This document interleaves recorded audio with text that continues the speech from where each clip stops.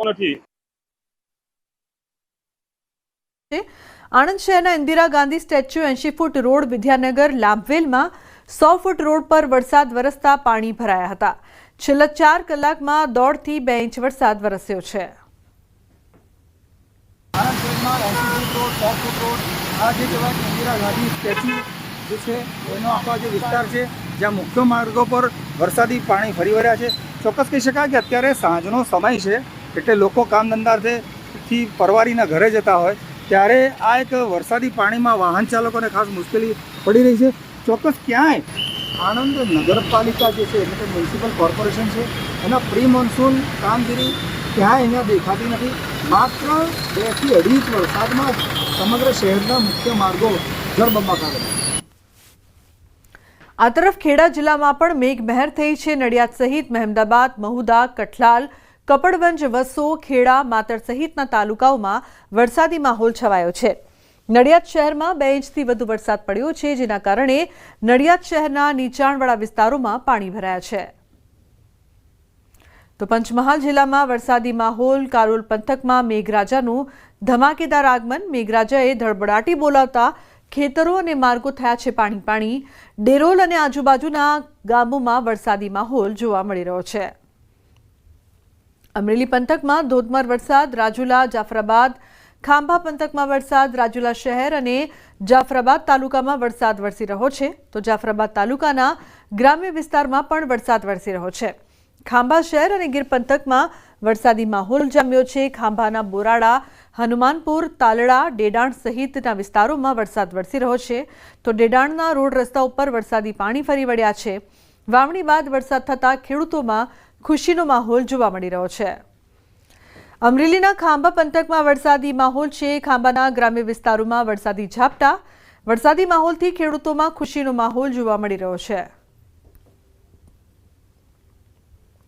છોટાઉદેપુરમાં ભારે વરસાદથી ડાયવર્ઝન ધોવાયું છે। નાલેજ પીપલેજને જોડતા રોડ પર ડાયવર્ઝન ધોવાયું છે। ડાયવર્ઝન ધોવાતા વાહન વ્યવહાર બંધ થયો છે। ડાયવર્ઝન ધોવાતા 20 થી 25 ગામ સંપર્ક વિહોણા થયા છે।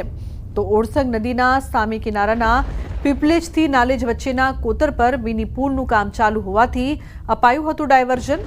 5 વાગ્યાની આજુબાજુ જ ડાયવર્ઝન ધોવાતા વિદ્યાર્થી અને રાહદારીઓ અટવાયા હતા। તો ડાયવર્ઝન ધોવાતા સંપર્ક વિહોણા ગામોમાં જવું પણ અઘરું બન્યું છે। પાણી ઓસરતા ડાયવર્ઝન શરૂ થાય તેવા પ્રયાસ કરવામાં આવી રહ્યા છે। સહેજબ જોડાયા છે ફોન લાઈન પર વધુ માહિતી આપવા માટે। સહેજબ, શું વધુ માહિતી છે? ડાયવર્ઝન ધોવાતા વાહન વ્યવહાર પણ બંધ થયો છે। જે લોકોના ખાસ કરીને છોટાઉદેપુર જિલ્લાની અંદર જે વરસાદ વરસી રહ્યો છે, અવિરત વરસાદના કારણે જે છોટાઉદેપુરના નાલેજ પીપલે જવાનો જે રસ્તા પર એક નાનો પુલ બની રહ્યો છે તેની બાજુની અંદર ડાયવર્ઝન બનાવવામાં આવ્યું હતું, તે હાલ જે ભારે વરસાદના કારણે એ ડાયવર્ઝન જે છે ધોવાઈ ગયું છે। આ જે ડાયવર્ઝન ધોવાઈ જતા 20 થી 25 ગામો જે છે તે સંપર્ક વિહોણા બન્યા છે। અને ખાસ કરીને જે બપોર બાદ જે ભારે વરસાદ થયો ત્યારે સ્કૂલ જે છૂટવાનો સમય હતો તે વખતે શિક્ષકો અને જે વિદ્યાર્થીઓ હતા તેઓ સામે કિનારે અટવાયા હતા। હાલ તો ત્યાં પાણી ઓસરતા ત્યારે જે તંત્ર છે, જે કોન્ટ્રાક્ટર છે ત્યાં પહોંચ્યા છે અને ડાયવર્ઝનને સુધારવાનો પ્રયત્ન કરી રહ્યા છે, પરંતુ હાલ તો એ 20 થી 25 જેટલા ગામો એવા છે કે હાલ સંપર્ક વિહોણા બન્યા છે। એ લુગના બિલકુલ સહેજબ, આભાર સમગ્ર માહિતી બદલ। તો અનેક ગામો એવા છે કે જે સંપર્ક વિહોણા બન્યા છે।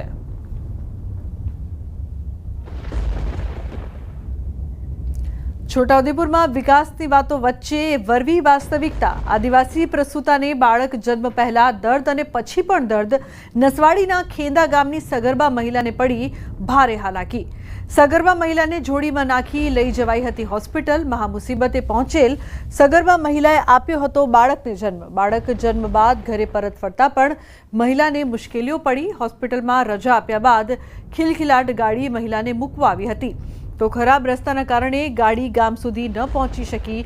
મહિલાએ નવજાત સાથે 1 કિલોમીટર કાચા રસ્તે ચાલીને જવું પડ્યું।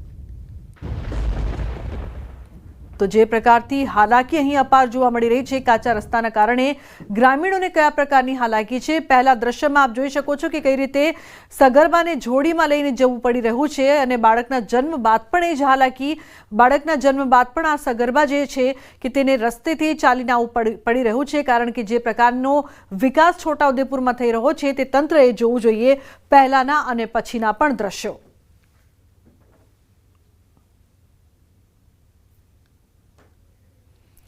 પંચમહાલમાં પણ મેઘરાજા મનમૂકીને વરસ્યા છે. હાલોલમાં મેઘરાજાએ ધડબડાટી બોલાવતા માર્ગો થયા છે પાણી. શાક માર્કેટ વિસ્તારમાં પાણી ભરાતા વેપારીઓ અને ગ્રાહકોને હાલાકી ભોગવવી પડી રહી છે. પવન સાથે આગમન, ગણતરીની મિનિટોમાં જ પાણી ભરાયાના દ્રશ્યો સામે આવી રહ્યા છે.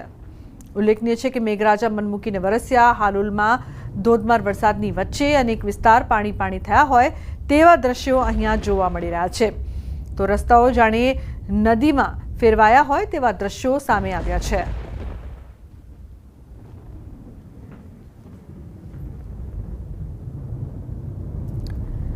સરદાર સરોવર નર્મદા ડેમના ઉપરવાસ મધ્યપ્રદેશમાં સારો વરસાદ પડતા નર્મદા ડેમની સપાટીમાં વધારો થયો છે.